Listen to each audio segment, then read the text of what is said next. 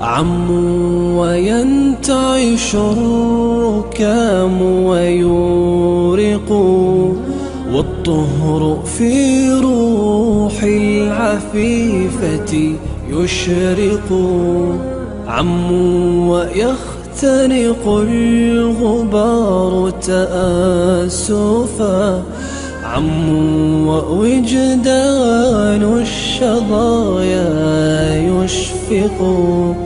صوت أثار من الركام شجونه فبكى وكاد من التأثر ينطق. تحت الركام تألقت نبراته نغما بأشداء المبادئ يعبق. صوت ترقرق في المسامع لحنه والموت في وجه الفتاة يحدق.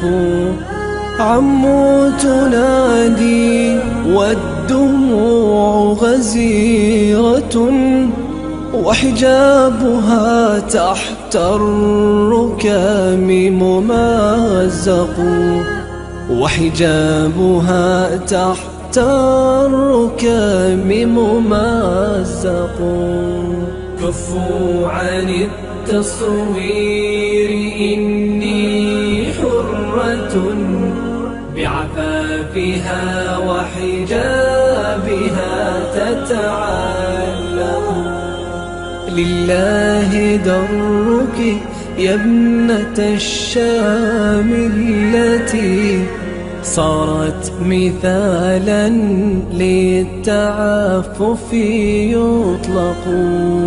يا بنت شام العز صوتك لوحة قلم الهدى في رسمها يتأنق.